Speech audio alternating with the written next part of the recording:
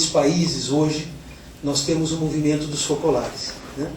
E a ideia dessa jovem Chiara Lubich foi justamente transmitir Deus às pessoas através do amor recíproco, através do amor verdadeiro para com a humanidade. Então esse movimento ele cresce, né? Ele tem raízes em diversos setores da sociedade e ele chega também ao mundo da política. Esse mundo da política recebe então a fundadora do movimento dos focolares, a Chiara Lubich, em 1996, na cidade de Nápoles, na Itália. Ela que nunca tinha sido política, mas era uma consultora dos políticos italianos, né? E eles perguntam a ela o que deveríamos fazer pela política e pelos políticos, né? Foi quando então, corajosamente, Chiara Lubich responde a uma pergunta difícil, mas com muita simplicidade a resposta dela. Ela se reporta então aos ideais da Revolução Francesa, que marcou a era moderna: a liberdade, a igualdade e a fraternidade. Considerando que a liberdade e a igualdade, durante esses mais de 200 anos da Revolução Francesa, foi amplamente difundido, foi buscado por vários setores da sociedade, mas a fraternidade ficou esquecida. Por que a fraternidade ficou esquecida? Né? E considerou mais ainda Chiara Lubich, que nós não conseguimos ainda ser totalmente livres e nem sermos totalmente iguais, justamente porque não nos consideramos irmãos uns dos outros. Então, o mundo ainda não se tornou totalmente livre e não se tornou totalmente igual, justamente porque a fraternidade foi desprezada. E ela é a essência da política. Então, bem-vindo. Né? Então, isso daqui foi uma revolução. Aqueles políticos ali presentes tomam isso como um dever e espalham isso para o mundo, inclusive o Brasil, que há 10 anos existe esse movimento aqui no Brasil. Ele é difundido desde a Câmara dos Deputados até o Senado Federal, alguns governos de Estado, Assembleias Legislativas e também câmaras municipais e a sociedade. Porque o dever ser começa pela cidadania. O bom cidadão, ele pode se tornar um bom político, né? Aquele que não é um bom cidadão, dificilmente será um bom político, né? Então, começa tudo por uma raiz, né? Que é esse desejo da fraternidade, ele não é somente dito aos políticos, é dito a todos nós. Até porque, aqui, eu fui prefeito, a Maria Tereza é deputada, né? O Nelly é o vereador. O único diploma que nós podemos ser um gênio e não tê-lo é o diploma de político. É aquele diploma que o Tribunal Eleitoral nos dá, porque é um diploma diferente. Ele é um diploma de um voto do coração, é um voto de confiança, mas sobretudo um voto de amor que a população nos dá. E isso é extremamente importante. Então hoje eu queria começar com uma consideração para podermos sentir até onde uma ideia pode ser revolucionária.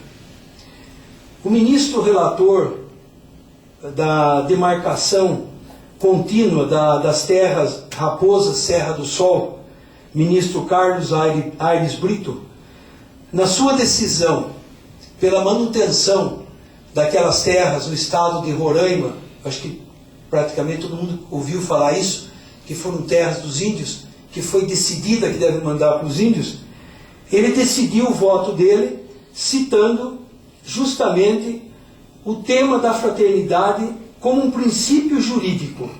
Ele diz como um princípio jurídico, que foi que o filósofo político italiano Antonio Maria Baggio coordenou a feitura de uma preciosa coletânea que traz na sua orelha o seguinte comentário: O pensamento moderno desenvolveu a liberdade e a igualdade como categorias políticas, mas não fez o mesmo com a fraternidade, embora esta seja o alicerce das outras duas.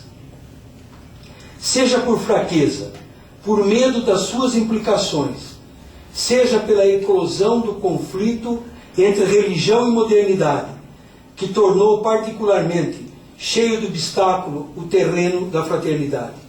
No entanto, a fraternidade é o princípio regulador dos dois outros princípios. Se vivida fraternalmente, a liberdade não se torna arbítrio do mais forte e a igualdade não degenera em igualitarismo opressor. A fraternidade poderia ajudar na realização do projeto da modernidade. Esta última, de fato, não deve ser negada. Ao contrário, o seu projeto deve ser retomado, adequando-o, porém, à plenitude de conteúdo dos valores que ele proclama. Então, isso aqui, ele usou, esse ministro, para definir o voto dele em favor das terras indígenas. Então, aqui, isso aqui me fez raciocinar, vindo para cá, quer dizer, até que ponto uma ideia, uma nova cultura, ela pode influenciar na sociedade. Porque, em princípio, nós dissemos aqui na outra vez, que é uma proposta revolucionária a fraternidade. É a proposta unicamente revolucionária, porque ela está um degrau acima de todas as outras teorias da política. Porque justamente ela faz aquilo que é a essência do político, que é estar a serviço, que é amar o próximo.